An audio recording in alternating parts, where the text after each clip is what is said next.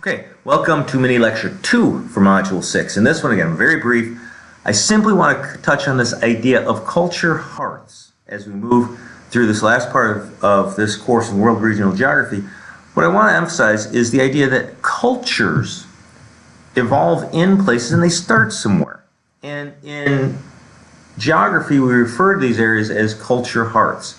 That is, areas, hearths, meaning the home or source of something. So when we think about culture hearts, one of the most important ideas is that we ask, where did they begin and how did they move out? The other point I want to use in that is that one aspect that we can trace some of these culture hearth aspects from are religions. And I also want to talk a little bit about the distinction between ethnic and universalizing religion. So, for the quiz, culture hearths, source areas or origins for aspects of a culture. Religions are a part of a culture. When we talk about religions, we talk about the distinction between an ethnic religion and a universalizing religion. Ethnic religions mean religions that you must be born into. Universalizing religions mean religions that are interested in converting people to their belief system, so expanding through evangelization. All right, so world culture hearths. Now these are examples of what we call seed hearths, and what that means is that these are areas that we know different culture groups developed some of the plant species that we use today, and that's a good indicator of kind of what's going on. So for example, we know in this area right here, this culture hearth in Mesoamerica was the source area for all the cultural elements associated with corn or maize. In a like manner, most importantly to what we're studying right now, you'll notice this is a very important culture hearth, the Indus River Valley. Now the Indus we believe to be the source area for most of the barley grains that were developed.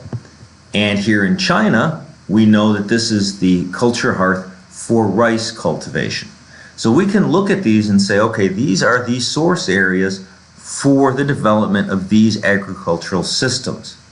Now we can look at other aspects of culture and we can see in fact hearths for them.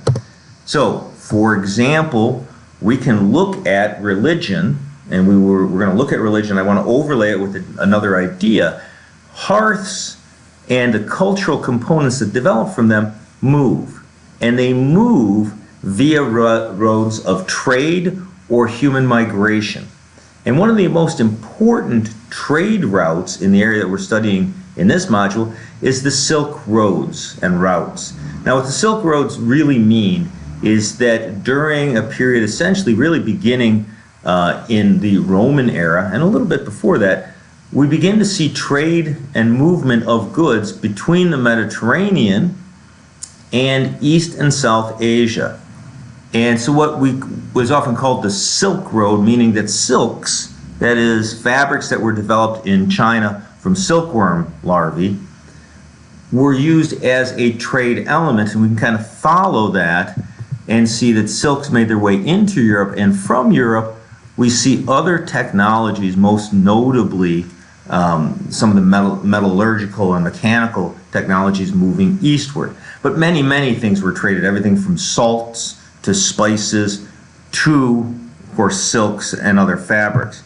Now the reason I put this down first, and you'll notice that again we have both water routes and overland routes, is that those routes also related to how religion or belief systems migrated. So if we look at, again, the Eastern religions, and I just want to focus on two because they allow us to look at the distinction between a universalizing religion and an ethnic religion. Buddhism has as its culture hearth the eastern part of India in the Ganges River Valley. From that source area, Buddhism moved eastward, northward, and west into East Asia. Now, this movement is along largely trade routes. And so as people migrated and moved goods, belief systems were also transported. A universalizing religion means that people were converted by contact. Individual believing one thing moves into an area, converts somebody, their religion spreads. Universalizing religion. Islam is another one of these that in fact spread eastward as well, and you'll notice here that in fact, again, along those same Silk trade routes, we see Islam moving from the Mediterranean all the way into Southeast Asia by the 16th century. It's important to contrast that with the ethnic religion of Hinduism. Hinduism is one of the most widely practiced religions in the world, but you'll notice that its adherents stay here, even though India was part of a major trade route, because the religion was ethnic. In other words, you had to be born into the Hindu caste. It wasn't a religion of conversion. And so you'll notice, in a sense, it stays home. The only major populations outside of India are those where Indians, ethnic Nepalese, Bhutanese, have migrated. And so they bring their religion with them and their families, but they don't convert. Okay, that's it for mini lecture 2. We're going to begin next time with modern Asia and ethnicity.